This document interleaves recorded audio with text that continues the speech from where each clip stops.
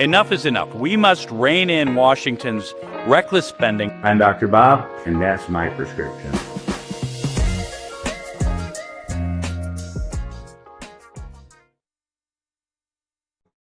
I'm Dr. Bob Onder, Congressman for Missouri's 3rd Congressional District.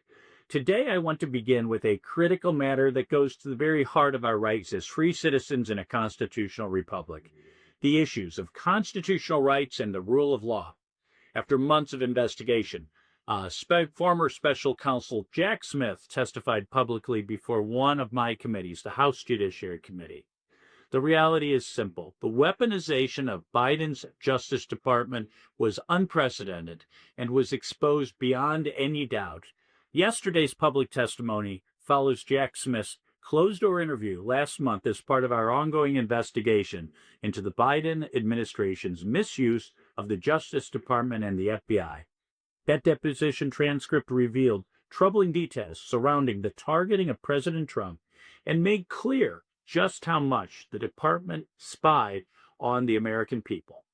My colleagues and I asked serious questions. For years, Americans were told over and over that President Trump incited violence on January 6th. That narrative was pushed relentlessly by Jack Smith in cooperation with the Democrat Party and the left-wing media. But the facts tell a very different story. I read directly from President Trump's speech asking protesters to march peacefully and patriotically. Those weren't throwaway words. They were deliberate, and they matter. Even Jack Smith, in committee, acknowledged that President Trump did not call for violence.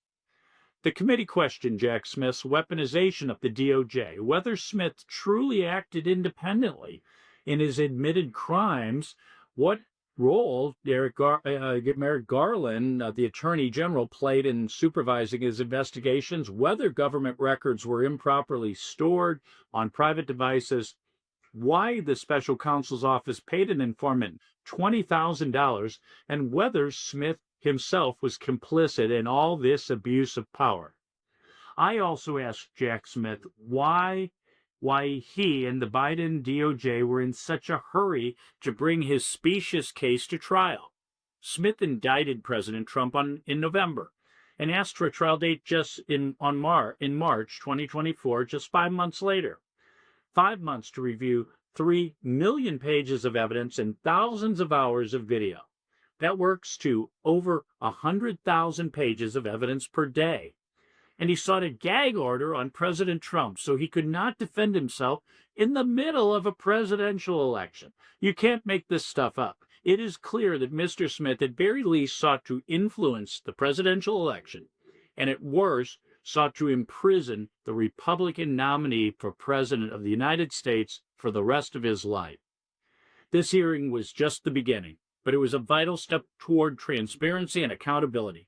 I'm working with Chairman Jim Jordan and the rest of my colleagues to ensure that those who are responsible are held accountable.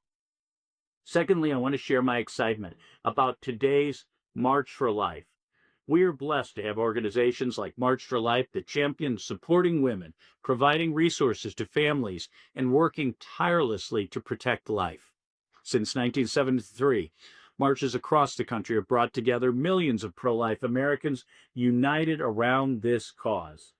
This life issue is deeply important to me as a physician, a husband, and a father, which is why I've been so outspoken in my support through my advocacy and through my voting record.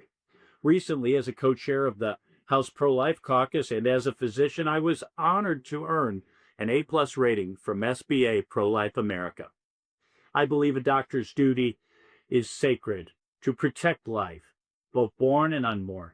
I will continue fighting for those who cannot speak for themselves and working to end taxpayer funding of abortion and that medical malpractice known as mail-order abortion. That's all for this week. It's an honor and privilege to serve you in the United States Congress. Thank you for tuning in.